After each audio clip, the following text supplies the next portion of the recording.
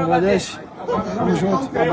নেইমারকে ফুটবলের প্রিন্স থেকে কিং হতে গেলে জাস্ট একটা ওয়ার্ল্ড কাপ ট্রফি দরকার। বাট প্রশ্ন হলো নেইমার কি পারবে সেই মুকুট জয় করতে? ওয়েল, একটা সময় ছিল যখন সবাই নেইমারকে ফুটবলের কিং ভাবত, ব্রাজিলের ফিউচার ব্যালেন ডিওর কন্টেন্ডার। কিন্তু ভাগ্যের চাকা এমন ভাবে ঘুরল যে নেইমার নিজের শ্যাডো থেকেই বের হতে পারল না। তবে সেই ভাগ্যই নেইমারকে আবার শেষ সুযোগ করে দিল 2026-এর ওয়ার্ল্ড কাপে, যা জিতে সে তার পুরো কাহিনীকেই বদলে দিতে পারে। তবে বলে রাখা ভালো, 2014 সালে ওয়ার্ল্ড কাপে নেইমার ছিল আনস্টপেবল। তাকে ঘিরেই তখন ব্রাজিলের টিম গঠন হয়েছিল, কিন্তু মাত্র একটা ইনজুরির জন্য পুরো গল্পটাই বদলে যায়। ব্রাজিল 7 গোলে হেরে যায়। এরপরও নেইমার বারবার ওয়ার্ল্ড কাপের খুব কাছাকাছি গেলেও কখনোই তা ছুঁতে পারেনি। ইভেন ব্রাজিলের লেজেন্ড প্লেয়াররাও বলেছিল নেইমারকে দিয়ে কিচ্ছু হবে না। বাট এবার ব্রাজিল একদম আলাদা। কারণ হিসেবে ধরা যায় কোচ কার্লো আনচেলত্তি।